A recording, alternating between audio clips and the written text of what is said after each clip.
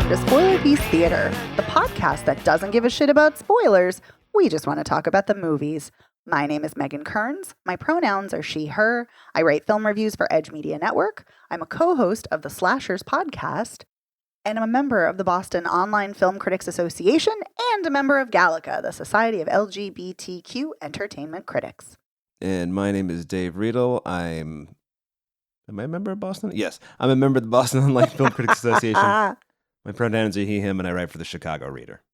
Yes, you are. And yes, you do. All of that. I do. All that good jazz. I don't know why I took that pause there. Maybe because you were like, when you were doing your intro, I was like, is she going to remember all this? And then you had that slight pause there, and I was like, oh, yeah. I know, because it's getting ridiculously long, as you said, which is correct. But I when I listened to the show last week, I forgot to say my pronouns. So I was like, say your pronouns. I was like, say this. I wanted to make sure. Yeah. Whereas when I was doing it, I just automatically thought I had, because, you get in the zone and I don't even think really about the intro anymore because it's just kind of so ingrained. Yeah. So when you change something, it makes me rethink and rework. Anyway, that's a whole lot of extra. But yes, so my pause caused your pause. It was a domino effect. Yeah. But that's okay, though. I'm also asleep on the mic. So. Oh, boy. I want to apologize to our listeners in advance. You're getting Dave at 100 today. Not really. Not really, because if you listened to the Patreon, you will know Dave was spicy. And that's all the more reason to listen to the Patreon. So if you're a patron, go check it out. And if you're not, consider joining, because for $5 a month, you get access to weekly bonus episodes and monthly polls. And this week, we talked about our home invasion poll winner, which was When a Stranger Calls, the 1979 thriller horror movie. And boy, did we have some stuff to say, especially Dave. So it is worth it to check that out. This week, we are talking about two movies. We are talking about No One Will Save You, the sci-fi horror movie, and we're talking about The Royal Hotel, which is a drama psychological thriller. So we're going to kick things off with No One Will Save You, which has been huge. By the way, this was also a request from one of our listeners, Kevin, who is a podcaster at Almost Major, where a friend of the show, Charlie Nash, is also a host. And yeah, Kevin had reached out to me and was like, hey, are you guys doing No One Will Save You? I can't wait to hear your thoughts on it. And I was like, oh, that's so cool. So, and I had wanted to see it anyway. Turns out Dave did too, so hence why we're doing it. And of course, because it had, for a little bit, it dominated the conversation. It was everywhere. Everyone was talking about it. So let's get into it. So No One Will Save You stars Caitlin Dever, and it is written and directed by Brian Duffield. And here is the description from the Hulu press release. Bryn is a creative and talented young woman who's been alienated from her community. Lonely but ever hopeful, she finds solace within the walls of the home where she grew up, until she's awakened one night by strange noises from decidedly unearthly intruders. What follows is an action-packed face-off between her and a host of extraterrestrial beings who threaten her future while forcing her to deal with her past. Yeah, that's a pretty robust short description, and yeah, it's an alien accurate. It is very accurate, yes, which you'd hope a press release would be.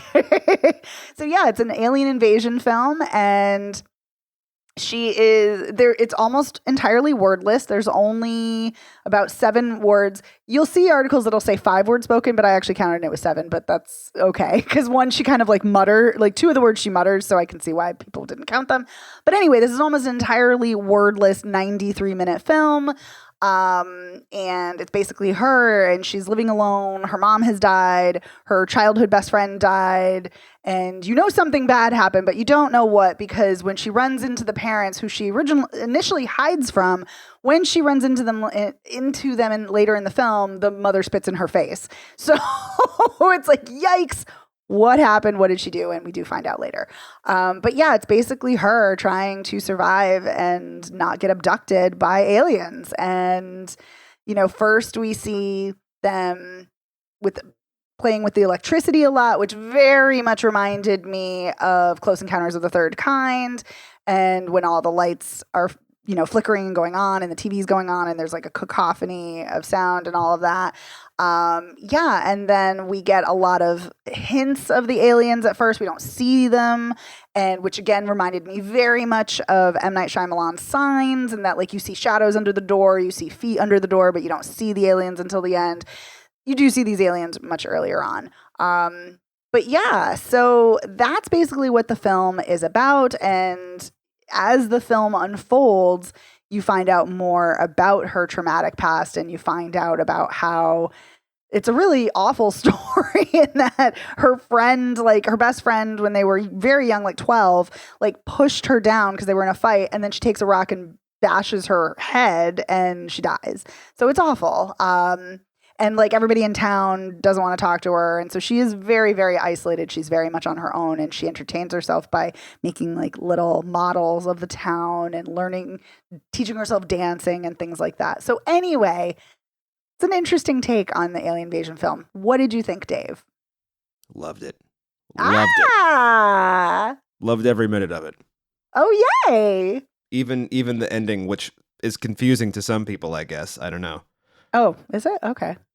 Yeah, I've been reading a lot of things like, what does the ending mean? And it was like, the fucking aliens let her go. And she's like interacting with, like, she's not under alien control, but everybody else is. And she's finally gotten the life she wants. Yep. I mean, it's pretty simple. But it's very disturbing. Like, it's because it's totally. Like, yes, she's getting the life she wants, but is she? It's like question mark. It's kind of is a Twilight Zone-y ending, which is for sure. Like it's a happy ending in quotations, like not really happy. Yeah, because you see all the spaceships hovering over Louisiana, I guess. And I'm saying Louisiana because I Googled the area code on her phone, and it's like Shreveport or whatever. And so I was just watching that and going like, yeah, it kind of makes sense that this fucking wacko movie would end like this. Very true. Because, I mean, well, the other thing is I think the ending actually makes perfect sense because you have to ask yourself, why is she so good at killing things? There is that. I mean, she, it's an accident in air quotes when she kills the first alien. Right. Because it catches her off guard and she's scared and all of that. And it spins her around because the aliens can, move you. They've telekinesis or whatever. Yes. And she's holding like one of her broken models in her hand, and it has sharp metal in it. It goes right through this alien's head. Boy, does it. And then, she lights the one on fire. She like intentionally runs. I was like, at first I was like, why is she going through her car? Her car won't start. And I'm like, oh, she's going to trap it because it's too big to get through. Yep. And then she lights her car on fire. Yep. And so, I mean, the only thing that I can think of for why the aliens release her is because they're like, yeah, game, respect, game. It's very Predator. Yeah. Yeah, we got to have somebody like keep a watch on all of our, minions down there. So let her have a dance off, whatever. Right. Or what, I wondered if it was that, or if it was that combined with the fact that she was so isolated, so lonely, so sad about her mother's death, her best friend's death. She's carrying around all this guilt and this shame. Like, did they feel bad for her? So they're like, I think they did. Right? Like, I was like, I think they pity her because at first the way that they're taking, like, so she finally does get like abducted and taken up into the ship. And it's very different than later on. Like, she's almost in a different location, and like the attitude of the aliens seems different. Like, they're all conferring over her as they're watching her memories and emotions and stuff. So yeah, so I very much got the sense that they were like, Jesus, we feel bad for this one. Let's send her back. Yeah, I really did. And I was just thinking about, it's like, well, would they get mad that she killed like their people? And I'm like, no, it's an invasion. They're going to lose some people, whatever, or some creatures. If they're really hyper intelligent enough to travel across galaxies just to take over a planet, which that always confuses me about, if like we've got the technology to go across, universe after universe after universe, and we're gonna kill you. I don't know. I mean, Spend all this time, inventing interstellar travel, and you're just gonna go like shoot people in the face. I don't know. I mean, I don't know. That sounds very human to me. Well, human, sure. Right. That's what I mean. I mean, that's Starship Troopers, right? Yeah, it is. But I mean, that's the thing. I think that's why we envision, like some people envision alien invasions like that, because either they're making an explicit commentary on American colonialism and militarism, or they just assume that's what would happen because that's what we do. When in reality, there should be such a variation of life and such divergence that maybe an alien would be different. But anyway, yeah. I was really interested in the creature design, that these aliens are kind of designed like, is it Wesley Strick who wrote Communion? I don't remember. But, the gray aliens with the big eye, the big round heads and the, skinny chins and the big almond eyes. I was like, this is not a very original design. And then I thought, well, maybe it's that way just because we aren't going to, we know what it looks like, so we're not going to think about, like, how does that alien pee? It's like, whatever, you've seen it before. So yes.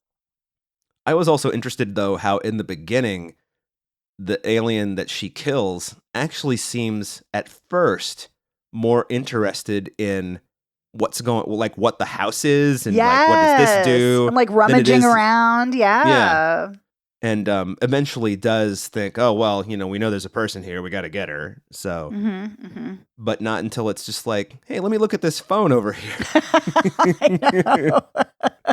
I love yeah. Oh, sorry. Go ahead, I please. just love the touch that it picks up the phone and hangs it up. Yeah. I just thought that was like, that's a nice touch. Yeah, but I did wonder at first, like, oh, are these just exploratory aliens? Like, because I thought about that, because I was like, yeah, of course they're invading her house and they're invading space, but what if a different species or different life form or entity didn't have the concept of ownership or didn't have the concept of space, like, and personal space, and and so they're just like coming on in, like, hi, I'm here, like, let me rummage your things, like, like that might be very normal for another species. So yeah, so when she immediately goes to attack, I was like, yeah, that's kind of sad. But then they do basically, it very much becomes Invasion of the Body Snatchers, where they very much have, parasites go into people and take them over and they become puppets. So, and I have to say that scene where she's like later in the film where she's frozen and like it's the red light and then it's that like kind of spider sea urchin creature that goes in from the alien mouth into her mouth. Oh my God. Woo, that was gross. I do wonder how she was able to, because she was frozen even after that. But I guess they must have, like everybody else, they put her back down on the planet to be whatever. And that's when she like makes herself gag. And then one thing I truly was, I mean, there are a lot of things in this I actually didn't expect, but I did not expect her doppelganger to show up and try to kill her. I mean, what the fuck? I did, only because that happens in Invasion of the Body Snatchers. So I did expect that. But I was not expecting it when it happened. I was not expecting it after she yanks out the urchin spidery creature. I thought it would happen before. So anyway, that was a surprise, was when it happened. But yeah. And speaking of spidery creatures, the large, like, I don't know if it's the leader down on the surface of Earth. The big one. Yes, the enormous one, and it's like jumping on top of her house, and it's like a spider with its legs, and then it does like the crab walk, like in The Exorcist. Oh my God, it was so gross. It was great. Yeah. It was so I also thought it was interesting that the larger the aliens get, I mean, their torsos, etc., do get longer, but what really gets longer is their arms and legs. Yes. So right. I don't know. Right. It's not like the whole thing gets bigger. It's not like their head gets bigger and their torso and their appendages. It's like, no, it's just the appendages, really. Yeah, which is a interesting choice. Yep. I have the trailer running like in the background here, so that's why I keep looking off. Listeners, you don't know what I'm doing, but That is what I'm doing. So I'm going to close it now so I'm not distracted anymore. Well, I'm so glad you loved this. I really liked this a lot. Loved it. Yeah. I love Caitlin Dever. I think she's so great. I love her in Booksmart. I love her in the miniseries Unbelievable, which is just a wrenching film. Is that what it's called? Miniseries. Right. Yeah. It's all great. about like she's great. rape and rape Merritt culture. Weaver's great in that too. Yes, she is. Oh, Merritt Weaver, so good. But Caitlin Dever is a really, really fantastic actress, and she's so good. And something that the director said when I was reading about the choice to make this wordless, and it's a really interesting choice, and he talked about it with Entertainment Weekly in an interview, that the reason it's almost entirely wordless is because when he was writing the script, so he had kind of these two ideas. He had like an idea for an alien invasion film, and then he had the idea of like the story of Bryn, and he was like, oh, actually these kind of go together. And when he was writing the script, he's like, I realized I was like 2/3 of the way through and she'd never spoken to anyone. And he's like, I'm going to just keep going with that. And, it's an interesting choice. But he also said, her face is so expressive as an actor. Mm-hmm. And I completely agree. Like, what emotions she's experiencing and you feel them very tangibly just based on her body language and her facial expressions. And so I think she's a really great choice to play this part because she can do it without the need for dialogue. And I think it's great. So yeah, I really enjoyed this. I think there are a lot of nice touches, a lot of nice nods to other sci-fi films. I think there's a lot of smart choices here. I just think it's a really interesting film. I think I like the combination of trauma and shame and guilt, merging that into a sci-fi alien invasion horror film. I like all of that. So yeah, I really enjoyed this. The ending is a weird one. It's a weird choice to have her kind of have the happy ending, but again, question mark. Right. It's a happy ending in air quotes. Yeah. Yeah. Because like, I wonder how long she's going to feel that way. Right. For one thing. Right. Because knowing like, okay, the aliens like you, but do they really? Or are they just pantomiming like human emotions and behaviors? And knowing that the people, like, they're not, it's not like she's actually won over anyone. So yeah, I don't know, but maybe she doesn't care. Maybe she thinks of people kind of like dolls the way she does her like model town buildings. Who knows? Yeah. Well, it's interesting, She accidentally on purpose killed her friend when she was 12. Right. I kind of feel like it's accidentally on purpose. Do you think it's accidentally on purpose? Kinda. Interesting. I mean, you're having an argument. You're 12 years old. You're having an argument with your friend. Mm-hmm, she pushes you over. And your first inclination is to pick up a rock and hit her. I mean, that's pretty brutal. Yeah. So, yeah, and it's also not like she's 6. Like, or, younger, like, no, she's 12. Like, consequences at that point. You know what rocks do to people when you hit them, like, in the fucking prefrontal cortex. So, yeah. So there's that. Mm-hmm. And also, as we learn, she's really good at killing people. Really good. Disturbingly good. Yeah. Very resourceful, which I guess it would have to be. But the whole, like, no dialogue thing actually made a lot of sense to me because, she probably only spoke to her mother from 2012 to 2019 when their mother died. Right. And then she hasn't spoken to anybody in 3 years, except for maybe, like, clients for her, her business where she mails off the stuff. So the fact that she wouldn't talk at all, I was just like, yeah, I buy this. Yeah, totally. It fit. I do think that there are some moments, and I think this is just because I'm so used to movies, because there are so many movies where your lead character's in trouble but alone, and they talk to themselves. Mm-hmm. And I was like, this would be the perfect place for her to be like, oh God, not again, or something like that. But she does at one point say, "Oh, come on," or she says, "Come on." So that is one of the lines of dialogue. But I agree with you. I'm also someone who talks to myself a lot when I'm alone. So for me, it's a little eerie and weird to have someone who's barely saying anything to themselves. So yeah. I don't talk to myself much. Oh, interesting. But I do have a rather robust inner monologue, so maybe I don't need to say it out loud. You're saying it all internally. Yeah. Yeah.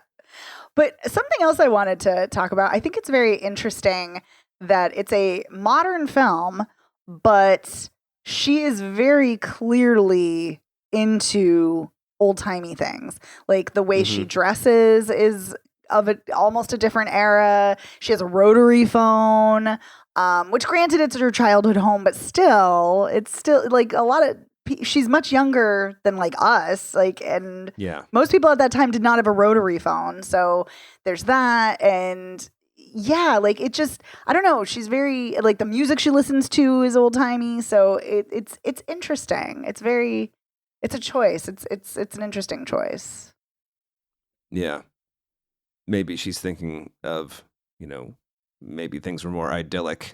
Right. In that time.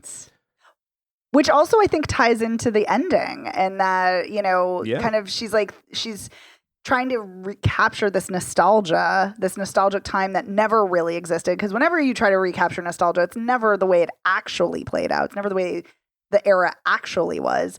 And it kind of ties into, the ending where it's not really real. Like it's sort of real, but not. Anyway, it's really, really interesting. Yeah. Yeah, like I said, I mean, I'm not as big a fan of home invasion movies as you are. You love them. I do. Like, I love them. A good one is good. If it's not good, it's kind of like there's that one with Gabrielle Union we watched a couple years ago. Oh yeah. That was just like fucking torture. I like that one. Awful. See, I like it. Man. I mean, it's not good. It's not a good movie by any means, but I liked it. I do like it.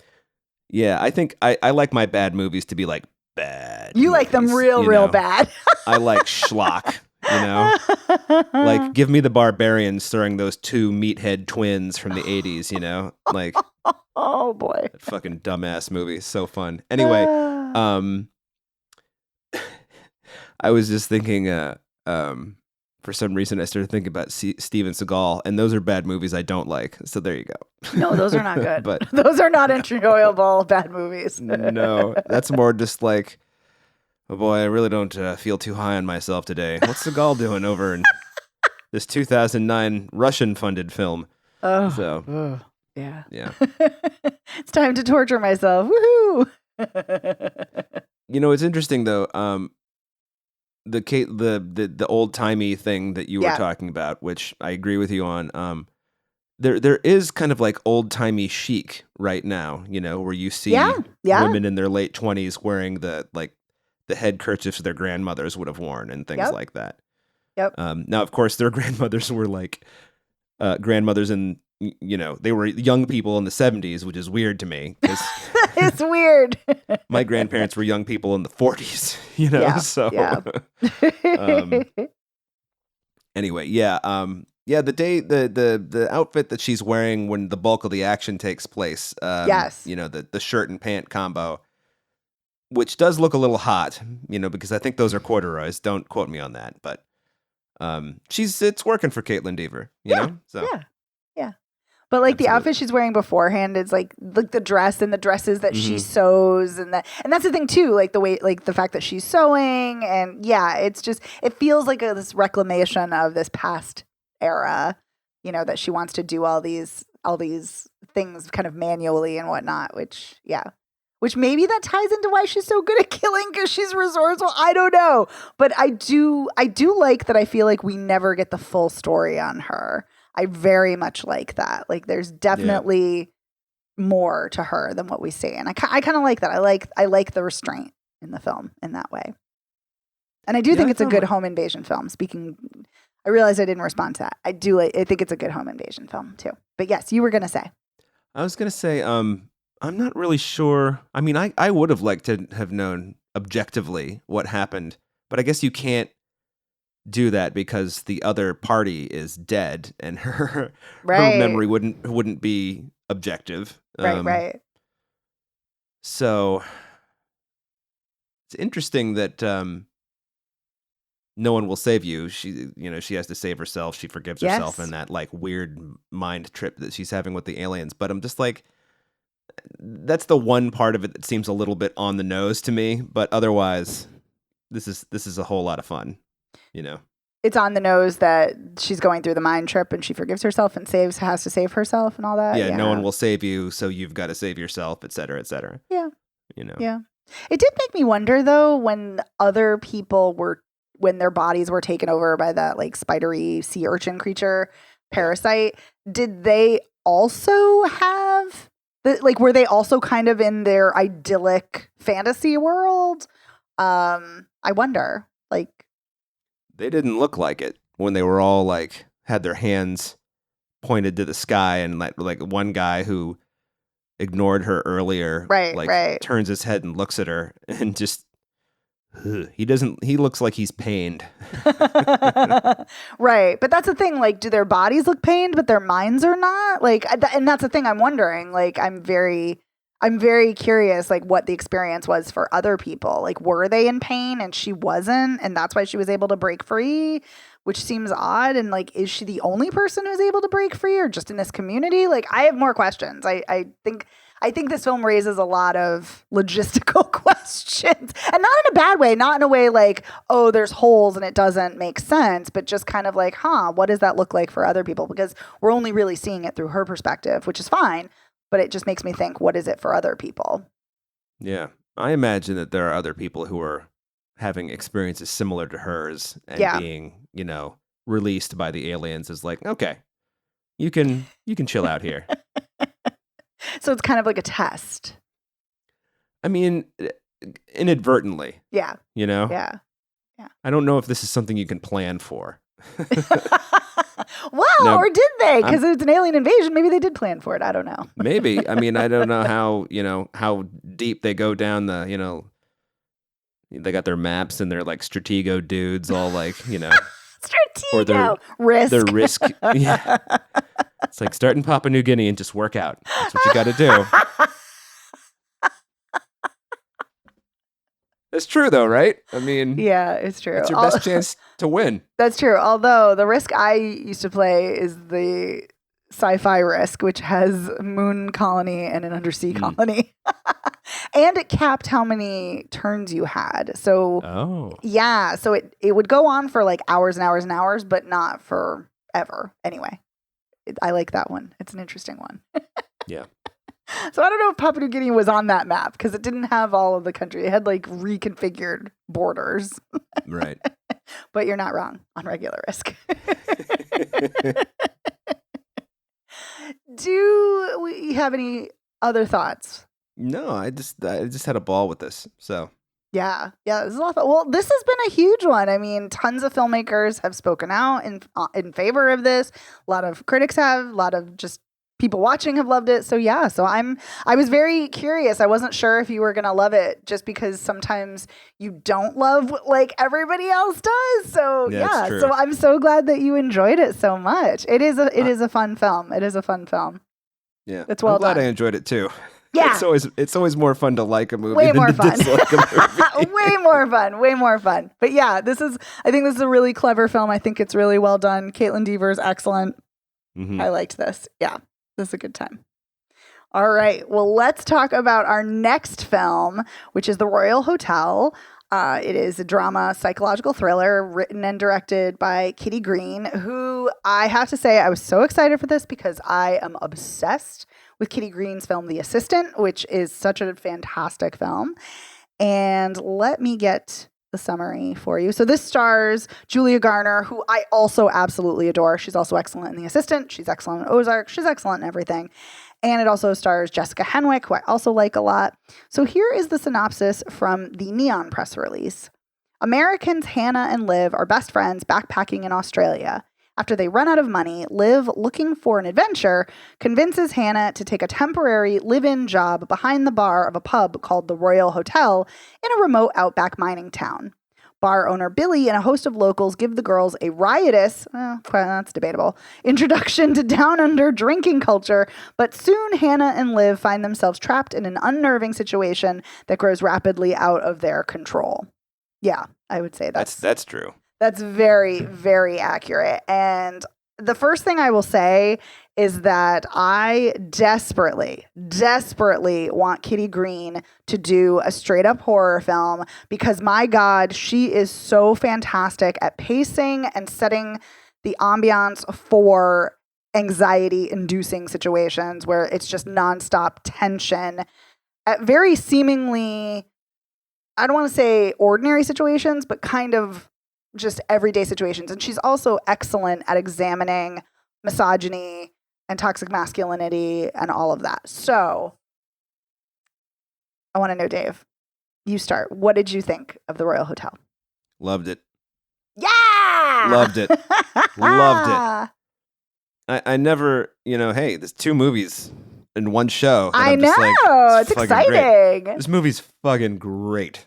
So it should come as no surprise, but I'm going to spoil my opinion immediately. And then I want to get back to what you love about it. I fucking love this too. I knew I would because I knew I would at least like it just because of the cast. And also Hugo Weaving is in it and he's always good too. But because of the cast, because Kitty Green is just such a meticulous filmmaker, I knew I was going to like this, but I was not prepared for how much I loved this. So I loved this too. It's so good. So anyway, tell us more, Dave, about what you loved about it. There's a lot of interesting. Oh, I don't like the word interesting. There's a lot of. I know I say interesting a lot, so it's okay. there's a lot of tidbits in this. There are breadcrumbs from the beginning about how things are going to turn out. Yep. Because they're having a good time. They're on this cruise, I guess. Like a party booze cruise. Yeah, and they're landing in Australia, and I can't. Is it Liv? Is that the friend's name? Yes. Julia Hannah Garner's is Julia Hannah, Garner. right. Yep. So Liv goes to buy some drinks, and first she asks for Foster's, and I was just like, I'm so glad that the bartender called her out for that because, I've heard that like Americans think like, oh, Foster's, but like it's not. Nobody really drinks it in Australia. Yeah. And then when her card was declined, now I knew that the story is, the 2 Americans have got to go, tend bar in the outback, basically. But I didn't know why. And so when the credit card was declined, I was just like, oh, Liv's a fuck up. Yeah. And boy, is she. Yes, she sure is. Right she from does the not start. come around until the last, 6 minutes? I mean. Yes. Yeah. I wasn't sure she was ever going to come around, so I'm glad she finally does. It only happens after a full-on assault on my God. Hannah's forehead with, luckily, the blunt end of the axe. You know. Yes. But but throughout the film, perpetually, Liv is like, it'll be fine. We'll just do it. It'll be fine. And because as soon as first of all, the fact that they run out of money so quickly, I don't recall how long they've been there. I don't know if we're told, but it doesn't seem like they've been on vacation that long. And she's already run out of money. That's very suspicious. And so she's clearly very careless with her money and with planning and organizing. But then when they get to the Outback, which is clearly not what either of them had anticipated as far as the job, because they also don't know what the job's going to be. All they're told is that they're going to get a lot of male attention. And are you okay with that? And Hannah's clearly not okay with that. But Liv's like, yeah, we're fine. And she's like slouching in her chair. She's like, it'll be great. And then after the first night, Hannah's like, I want to get the fuck out of here. I want to go. I don't feel comfortable here. I don't trust anybody here. I don't like it here. Let's just go. Let's just go home. And Liv is like, no. And we don't really know why Liv is so adamant, but she keeps talking about how she wants to escape from home. So clearly something bad is going on back home, or she feels like it's bad, or she feels trapped or something. So she's running head first into all kinds of chaos and trouble and away from her problems at home. But I mean, I'm thinking like, what kind of a shitty friend is that? If my friend said to me, I don't feel safe here, I want to go, I'd be like, are you sure? And then they'd be like, yes. And I'd be like, okay, let's get the fuck out of here. Okay, let's go. it kind of blew my mind that Liv was not that way. But also it's like Hannah's clearly the more cautious one. She's clearly the more level-headed one. Mm-hmm. She's the planner. So maybe that's just their, the roles that they fulfill in their friendship, where Liv is like, woohoo, let's do whatever. Let's just do wild stuff and take chances and be spontaneous. And Hannah's the one who's like, no, let's be more cautious. And she's more, reserved. So. It's interesting though that I'm sure Julia Garner can look however, and so can Jessica Henwick, but Julia Garner looks like the buttoned up one. Yes. And Jessica Yes. Henwick just looks like the slob, That's just slob. I mean, in air quotes, because she's still, because she's very still put together. totally like smoking. But yeah. But yeah, the moment that they show up at that place and A, the water doesn't work, and Oh B, my God. Hugo Weaving just walks in there while they're trying to take a shower. Yeah. But it's clear though, I mean, I'm not going to defend him, but it's just like, obviously he's not interested in like peeping on them, but no. He's just such a fucking douchebag that he's just like, that he can't even recognize like, oh, this might be offensive to some women, or oh, they might feel uncomfortable, or but it's not a matter of like, oh, he wants to ogle them, or anything. Like, it's just more like, I don't give a shit what they think. And he's also drunk all the time, as we learn. He's clearly got a massive drinking problem. So there is also that too, because he keeps showing up to his own bar drunk. He falls off of chairs. He's belligerent. He won't pay the girls. They call them girls. The two women. He won't pay his wife, her nephew who does work for him. Like, he won't pay him, and she keeps telling him throughout the film, like, you have to pay him. You have to pay the women. And so clearly, he's got massive problems too. Yeah. I also thought that thing when he's like, yeah, you get paid on Sunday. I go to the bank Friday, you get paid on Sunday. It's like, why do you go to the bank Friday and pay them on Sunday? Is that an Australian thing, or are you just a fucking wacko? Right? Because I'm assuming the bank's not open on Sunday, which, okay, that's fine. But why wouldn't you just pay them on Friday or Saturday morning? Like, that's just weird. Yeah, that is weird. I also, there is one thing in this that from a, maybe it's because I'm old, but from a logic perspective, when the guy who seems like a nice guy, but he's Teeth or Teeth? No, not Teeth. Because the other guy, Maddie. The one who's like trying to date Hannah or sleep with Hannah or whatever he's trying to do. That's Maddie. I kind of feel like he's one of those guys that he's not necessarily a bad guy, but he's a coward. So when the other like worse dudes are doing their shit, he's just like content to, if they were all going to go like read to orphans, he'd go read to orphans. And if they're all going to go like, capture, a bunch of nuns and, throw them off a balcony, then he'd do that too. Yeah. I think you're right that he's definitely a coward. I do think he's a shitty guy. Not as shitty as. I mean, I'm kind of. I know what you're saying, and you're right, but I'm like, he's certainly not as horrific of a villain as like Dolly is, who is so disgusting and despicable and like terrifying right from the start.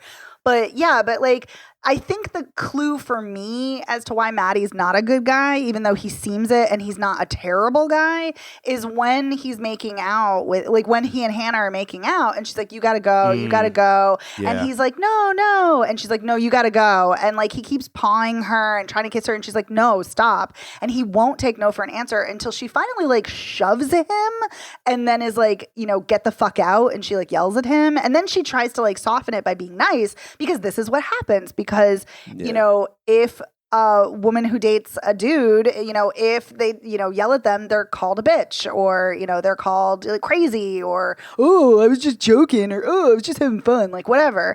And so I was just having fun. Like, that would have never. Right? I was just having fun making you feel terrible. Yeah, but that's what dudes do. Not all dudes. Yeah. But that's what these kind of dudes do who don't understand consent. And he clearly does not, because as he's leaving, he insults her and he calls her a bitch. And I think he calls her sour cunt, which is a disgusting nickname that the guys at the bar have given her.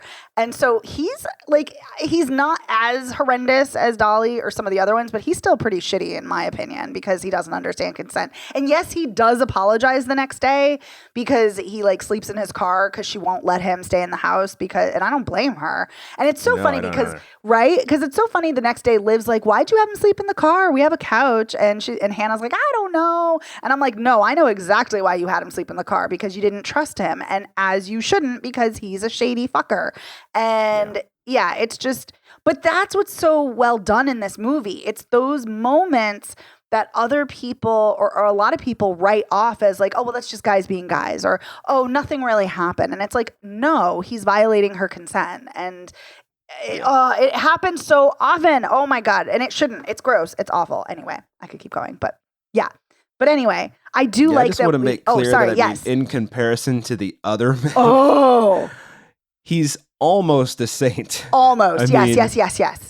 No, and that's the thing. Like, I don't think he's a total scumbag, but I think he is a jerk because he clearly doesn't understand. True. And absolutely, and that's what I was saying. I lost my train of thought for a moment. He apologizes because like, oh, sorry, I was drunk. But I'm like, you can't use that as an excuse, because a lot of times people's true characters come out, and if you're an asshole when you're drunk, you're an asshole in real life. Like when you're sober. Yeah. So anyway, but no, yes, compared to Dolly, who, oh my God, is such a creeper and a stalker and threatens Hannah. Oh my God. And kills an animal, kills a snake that's in the bar and in their living quarters, and then puts it in a jar, which apparently there are other snakes in jars on the bar, which I did see, but which is awful. And then Liv's like brushing that off like, oh, but there's other snakes in jars on the bar. That's just what they do here. And she's like, no, it had my fucking name on the jar. And it's like, oh my God, he's so awful. Yeah, Dolly was like, I kept thinking of, it's like Begbie in Trainspotting without any humor. He's just terrible. Everything about him is scary. Yes, terrifying. Whereas in Trainspotting, it's revealed over time that Begbie is absolutely fucking psychotic. I haven't actually seen Trainspotting. So I'm sorry. No. I didn't mean that as like, oh, you spoiled it. I meant more like, I cannot contribute to this. Right. I believe you, though. I believe you. And then Teeth, I kept wondering what his deal was. Right? He turns out to be a psycho, too. I know!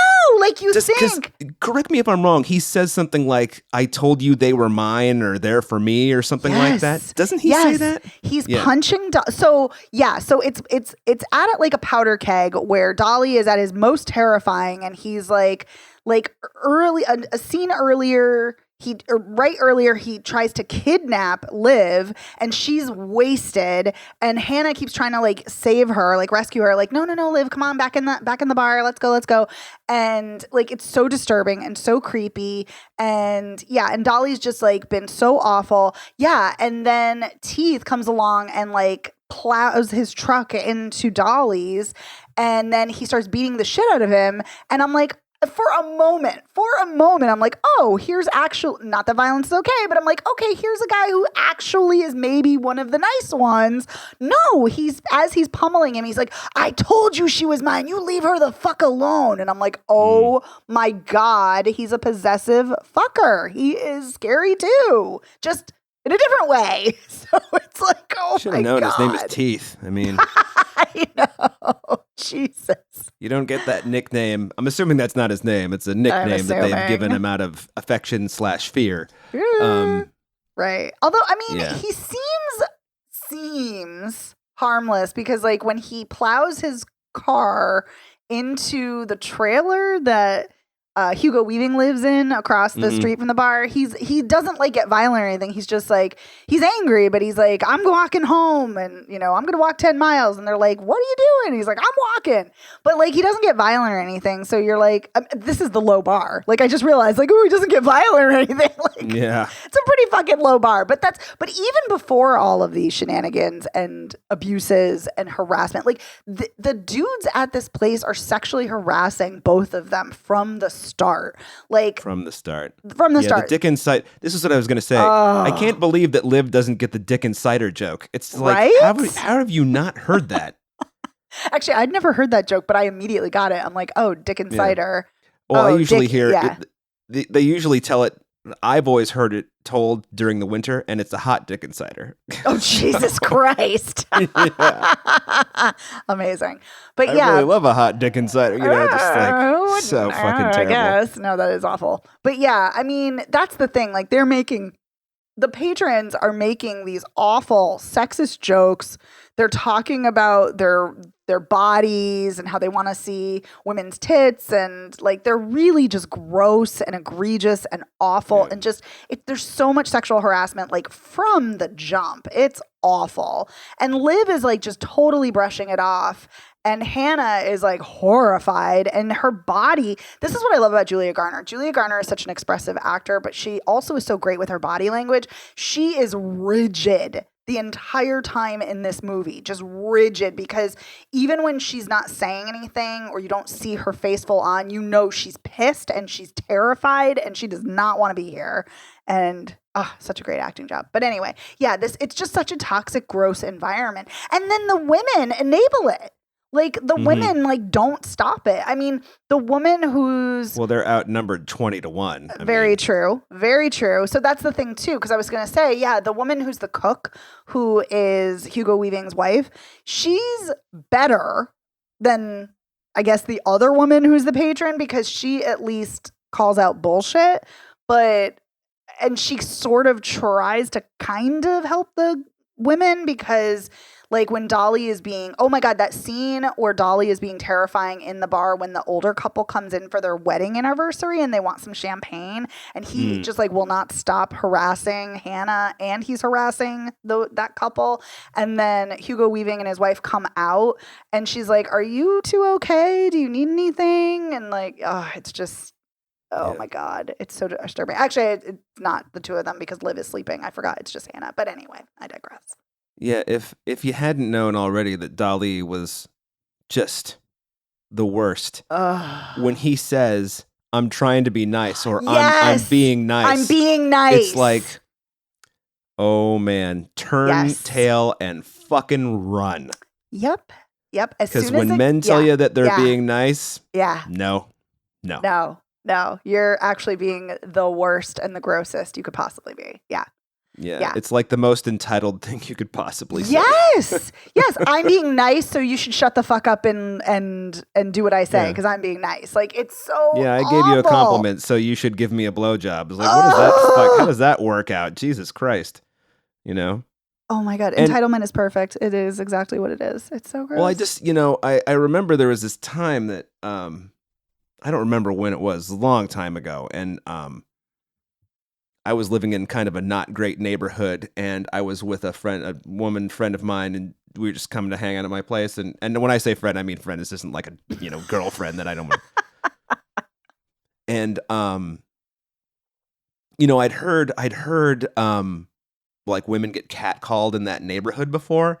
Yeah. And then I noticed and she's a good looking woman. So I was just like, no one's catcalling her. That's so weird. And so we're in my apartment, and I'm like, nobody who's catcalling you. Is like, she's like, it's because you're with me. No one's gonna like yell at me when there's a dude with me. Exactly, because it's a sense of ownership. It's like, she's spoken for, that she belongs to him, which is so stupid and heteronormative and dumb, because you could just be friends first of all, and second of all, like, your friend could have been gay. Like, second of all, like, the ownership factor, like, because you're with a dude. Like, I can't tell you how many times, not now because I don't go to bars really anymore very often, but when I was in my 20s, like my early 20s, I cannot tell you how many times when I was at a bar I'd have to be like, no, I have a boyfriend. No, I have a boyfriend. No, I'm dating someone. And it's a safety thing. Like, it's pathetic. It's pathetic that so many women have to do that in order to protect yourself so you don't get harassed. It's crazy. It is.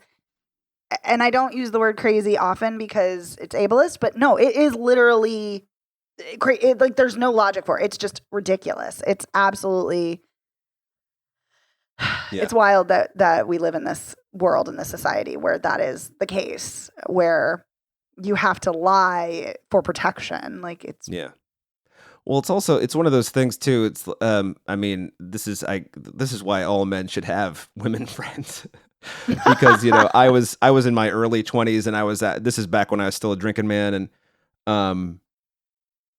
one of my friends, there was a guy who just kept trying to talk to her, and she's like pissed, finally she got like kind of shitty about it. And, which she should have, probably earlier, I thought, but it's not always safe to.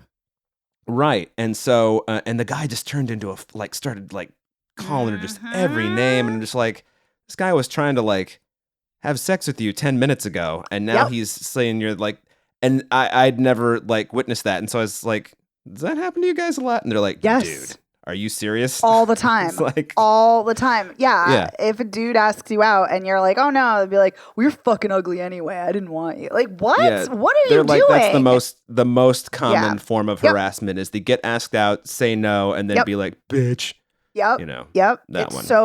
It's so true. And that just reveals to me, like, it's funny when you say like men should have women friends. Yes, they should. I completely agree. But also some men shouldn't, because they clearly are just fucking misogynists who hate women and think of women as nothing more than to serve their needs sexually and otherwise, which is just revolting. So, yeah, this movie really excellently captures that environment so well. And also how it's normalized and just like, oh, it's just bros hanging out. It's just bros having fun. Like, yeah.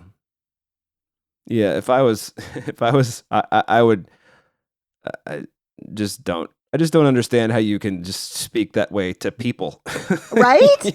Well, that's because you're a respectful person, Dave. I guess so, but you're not a piece of shit. You don't hate women. Thank you. Yeah, it is truly bizarre. Like, the other thing you're thinking about is like, this is the kind of shit that I used to hear like in 1986. Like, you'd think we'd have progressed. Yeah, it's like when you're over at your friend's house and like his two older sisters are talking about how all the guys are shitty, and it's like, right. Wow. It's like, and it's like, here it is, Australia in the outback. I guess when you have a mining community, you can get away with it 35 years later.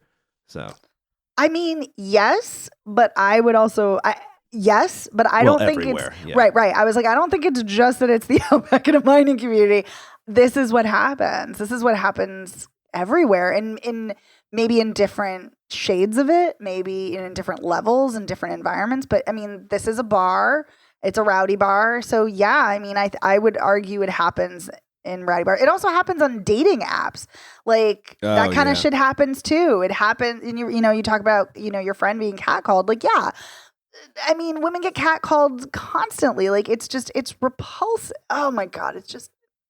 My God, I'm going to lose my mind. I'm so disgusted and angry. It's so awful. It's just so awful. Yeah. It's, they pack a whole lot of misogyny into 93 minutes, in this movie. Yeah. And it's building and it's building and it's building. And it's building to a literal powder keg. Yeah. Well, what's also interesting about this is the choice to, make it not subtle at all. Right. It's not like, if this were set in the world of finance bros in Sydney, it would probably be a little more insidious, whereas these guys are just like, basically they're getting their dicks out and laying them on the table. It's fucking gross. And I'm actually surprised that didn't happen. Yeah, I'm kind of surprised too. Yeah. But I think it's a good choice to just you were saying it builds to a literal powder keg, which is true because Hannah and Liv burned down the bar. Yeah, they do. Which is great. They do. It's so fucking great. I love it. It was so, and the thing of it is I got the sense that was where it was going. Cause I'm like, where else is it going to go? I mean, I guess it could have gone a lot of other ways, but the whole time I'm watching, I had a lump in my throat. Cause I'm like, oh my God, something terrible is going to, like, even more terrible than what's happening on screen. Something awful. Like somebody's going to get murdered. Somebody's going to get beaten. Somebody's going to get raped. Somebody's going to get kidnapped. It's going to be something even worse than what we're seeing. And thankfully that doesn't happen, except Hannah does, she's got an axe in one scene where when she's trying to save Liv, she slashes Dolly's tires with an axe to stop him. And then she's in the bar later when Maddie comes, and she thinks it's just Maddie to say hi. And so she's trying to be nice. So she opens the door and Dolly's there too. And then they barge on in, and she runs upstairs and she's got the axe. And then Maddie is like thwarting her from like stopping Dolly from taking Liv. And then she gets hit, like you said, with the blunt end of the axe. Thank God, because she could have gotten an axe in her head. But yeah, and I'm like, where else can this go? And I'm like, oh, they're going to burn the bar down. But I feel like a lesser filmmaker, lesser actors, it would have been like, well, this is a trite ending. Like, this is predictable. This is obnoxious. But to me, watching it, this felt inevitable. Like, it's like a car crash coming, and you know it's coming. And that's what this felt like the whole time. I'm like, well, everything is just going to get destroyed. And they do. They burn the bar down, and then they're walking away. And what I kind of love in that last shot when they're walking away, and the woman who's the one woman who's the patron of the bar is like, woohoo, like she thinks it's like a fucking party that their fire's raging, which is ridiculous. And the two of them look like they've been through a war zone. Like they just look done. Like, so like Hannah is so angry but so spent, and Liv is just exhausted. And I also wonder if their friendship is going to survive too. I kept thinking about whether they were going to get caught, and then I thought, well, probably, but nothing's going to stick because there's no evidence because it all burned down. Right. You know?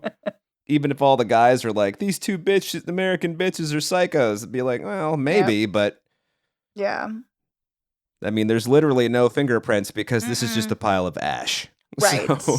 Right. Exactly. By the way, sidebar, I think it's funny that throughout, even though they're Americans, throughout the whole film, they tell everyone they're Canadian. Canadian. Because Liv says everybody loves Canadians. That's one of the things that they told when we moved to France. They're like, if you go backpacking and during the summer, tell everyone you're Canadian or put a Canadian flag on your backpack. Yep. And you will be left alone 70% more of the time. Well, I mean, I hate to say it, but, you know, a lot of Americans, we are very obnoxious, especially as tourists. So, you know, it's understandable. But well, and we also stick out because there's a uniquely American way to dress. You know, that's true. You know, so that is very, very, very true. I want to bring up, was the guy that Hannah met on the boat that she did like, was he Swedish or Norwegian? He was Norwegian. He's also in The Worst Person in the World. Oh, okay. Yeah, he was great in that. I thought it was interesting that it turns out that he was a fucking asshole too. Yes! Like, because, you know, he comes to, you know, when he arrives, he says that, you know, well, Hannah asked me to come get her and drive her out of here. I was like, oh, this is the good guy. Oh, okay. Seems nice. Although it probably just wanted some sex, but still kind of a nice gesture. But then he's like making out with some other woman in the bar, and then he calls Hannah, like he wakes up and, you know, there's a dick drawn on his face, which is amazing. Of course. Yeah. So when I saw that, I was just like, wow. Because you always, I mean, I don't know anybody that happened to, although you always hear about it. But then when he calls Hannah, I mean, he calls her a cunt, but I don't remember it's the sour cunt name. It's the nickname the bar has given her. Funny or something. Yeah. Yes, which is revolting. It's gross. Does she kick him out? Like, what does she do? I can't remember. She just like kind of picks him up and throws him out. Yeah, right? She tells him to get out, and then I think he calls her a bitch or something. Like he's rotten to her. Like even in addition to like calling her that name. So yeah. So he's an asshole too. Yes. Because all the men in this movie are. Yeah. They're all trash. They're all you got to make your point, right? So, because I think boy, in a movie did she make it. Yeah. Well, I think in a movie like this is like, do you need a nice guy? Like, what's the nice guy gonna do? You know? No. Well, that's the thing. I mean, and again, I think it comes back to very much like Dolly insisting like I'm being nice here, like, and it's like really more of a threat. And like, right, like, do you need a nice guy? I don't think you do, because I feel like again, a lesser filmmaker would have put in a nice guy, would have put somebody in to be like, no, I'm not saying all men are terrible, or no, we need somebody nice to balance it, or, the women need someone not to save them, but, just a nice romantic person. And it's like, no, you don't. You don't need that, because women deserve respect and all humans deserve respect. And no, you don't need a nice guy to offset the terribleness. They shouldn't be terrible in the first place. So yeah, I 100% agree. They don't need that. I do like, though, that at the very end, like we were talking about earlier when we first started talking about this movie, that Liv doesn't come around until like the very last 5 minutes of the film.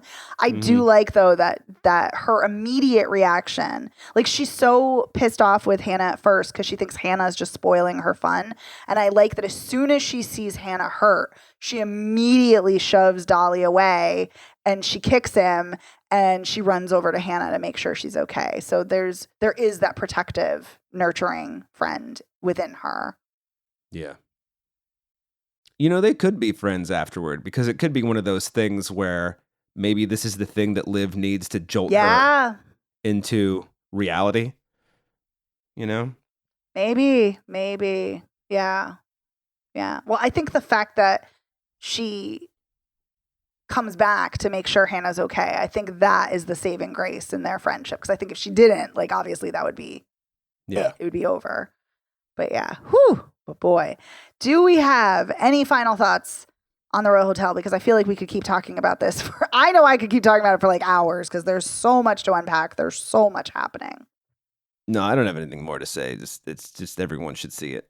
Yeah, I agree. I will say I think the acting is superb. I think everyone is giving a phenomenal performance here.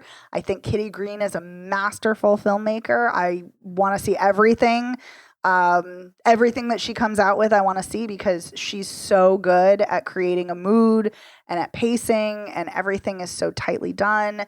And I think she really she's a very observational filmmaker, and she really understands how to get into the nitty gritty of situations and showcase the underbelly of things that are far too often normalized in our society. So I think this is such a scathing indictment of misogyny, patriarchy, toxic masculinity, all of it. And while featuring some excellent filmmaking, God, I love this movie too. It's just so damn good. Julia Garner is so excellent. Such an excellent actor. God, I love her. Love her. Yeah. We'll watch her in anything. Yeah. And Jessica Henwick's great too. She's really, really great. Yeah. Yeah, I think Liv has she's got the less showy role, but she's and I've seen her before. I couldn't tell you where, but Jessica Henwick or Julia Garner? Yeah, she's been she was in Game of Thrones. She was in The Matrix, the new one. She was in Glass Onion. She was in Iron Fist. Glass Onion. That's where I recognize her from. Yeah. Yeah, she's been in a ton of stuff. I mean, that's just what I can think of off the top of my head. But she's been in a ton of stuff, and she's always good. Always good. Yeah, she's really good. She's I was just saying, when I mean she has the less showy role, I kind of feel like, playing the fuck up isn't... I mean, it kind of... I'm sure that an actor would say it's what? Right. Well, I think what's funny is usually the fuck up is the showier role. You can be brash and ostentatious, but I think you're right. I think in this case, actually Julia Garner has the showier role. And because she gets to be angry, she gets to stand up to the dudes in a very overt way. So I think you're right. I think she does have the showier role, but so it is, I don't say it's harder to do Liv's role, but you're right. I think, I agree with you. Yeah. I don't remember where I was going with that. So anyway, sorry. I got excited. I'm sorry. No, I feel like I could talk about it too. So we should probably right. I know there's so much, and again, there's a lot. There is, and there's so many things we didn't even cover, because there's every scene is just jam packed. Every moment is just jam packed with things happening that reveal things about humanity or about human behavior or about the characters. God, it's so good. Okay, let's do a recap. Although everybody probably already knows what we're going to say, but still, let's do a recap anyway. So No One Will Save You is streaming on Hulu. I think it's safe to say we both would definitely recommend this. Absolutely. Yes. So good. Such a great film.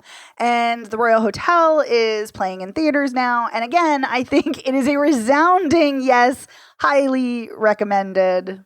Totally. Yes, so good. God, I think this is going to be on my top 10 films of the year. I think this is so good. I think this is a film I'm going to be thinking about for a long time. So yeah. So thank you so much, listeners. We really appreciate. Hope you enjoyed this conversation. And also want to thank our sponsor piece patron, Heather Sachs. Heather, thank you so much for all of your support. Thank you, Heather. Also, while we're doling out thanks, I want to give a huge thank you to our amazing editor, Otto Clammer. Otto, thank you so much for making us sound great week in and week out. Woo, Otto. We love Otto. They're really awesome. So thank you. You can find Spoiler Piece Theater anywhere you get podcasts. We're all over the place. You can also find us at our website, spoilerpiece.com. You can follow us on social media. We are at Spoiler Piece on Facebook, Twitter, Instagram, Letterboxd, TikTok. I feel like I'm forgetting Blue Sky. No, we're not on Blue Sky yet. We got to get on Blue Sky. But we're basically all over the place. Almost everywhere. We're probably there. So come follow us. Come say hello. Let us know what you think. And speaking of letting us know what you think, you can email us, spoilerpiece@gmail.com, or you can give us a call. 862-21-PEACE.